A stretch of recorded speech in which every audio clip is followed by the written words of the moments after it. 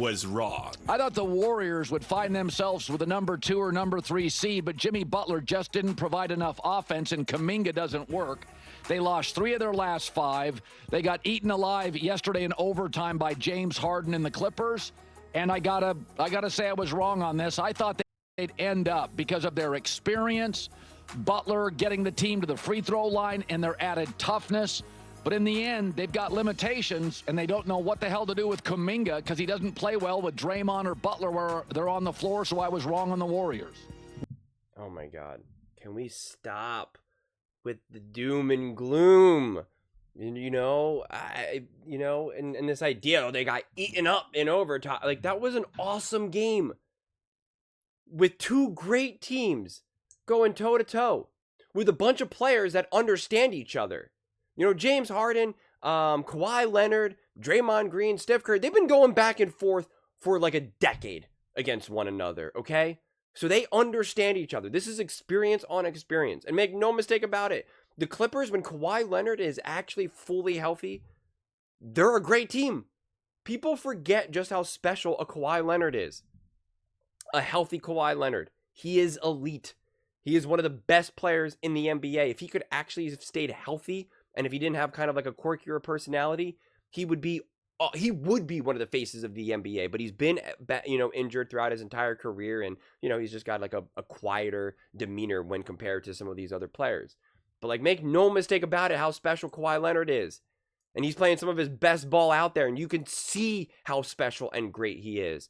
So yeah, in a single game, the sheer fact of this game went to overtime against a team that was incredibly hot, the Clippers, like, that was an awesome game. And I thought it was an awesome showing by the Warriors. They had a couple moments down the stretch when they didn't even get a shot off, or they turned the ball over, and you're just like, that was too sloppy. Like, you're playing a little too loose here. Like, what are you doing here? But there's no like definitive conclusion about the Golden State Warriors in this moment of time. Like, there's just not.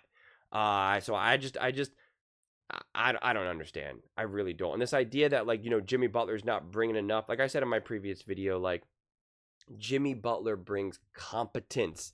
He brings physical defense. He brings intensity, emotion, energy, and again, he brings competence. There's a reason you say Kuminga doesn't work right now when these other players, because he doesn't actually know how to play in the flow of a basketball game. Whereas Steph Curry, Draymond Green, etc., they understand it's the importance of bringing a veteran. Like I kind of keep saying, and this is just never really discussed, in any given moment when a player has the ball on the court, they need to know what to do. They need to know, they need to understand what is needed from them in any given moment. And many, many, many younger players do not. You see this all the time when you're bringing in a 7th or 8th player, or a new player or a young and up and coming player, and you pair them with the Steph Currys, with the LeBrons of the world. They just don't understand what to do with the ball. It's why these guys, why the true experienced veterans, like LeBron, like Steph, they get frustrated with these younger players because they just don't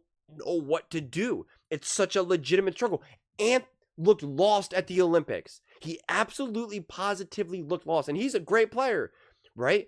LeBron James, KD, Steph, they were never lost. They have the ball in their hands, and there's 4 minutes to go in the third quarter. They know exactly what is needed from them. They know what is exactly going to be asked from them. They know exactly what to do when the ball's not in their hands. They know when it's okay to take a second when they're in the corner, just to kind of like, just to kind of point and be like, don't give me the ball right now. Like, I'm good. Like they know when it's time to take a second breather. They know when they need to cut rapidly down the lane. Like, they know what needs to be done. They know when they have the ball, when it's time for them to kind of dribble for 5 seconds, or when they get the ball and they need to get rid of it right away and get it back into a playmaker's hand. Like, they understand that to their core. And that is who Jimmy Butler is. Jimmy Butler understands to his core what needs to be done.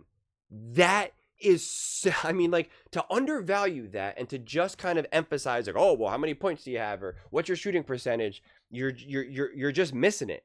It's just not how you always evaluate how good someone is on the court, which is why we consistently have seen the great coaches, whether it's Popovich, whether it's Phil Jackson, whether it's Steve Kerr, they all continue to struggle playing these younger guys because it's like you need to know. It's not a matter of like how good of a shooter are you or this. It's like how good of a passer are. Do you have good handles? Can you dribble? Like it's just like, do you know what to do?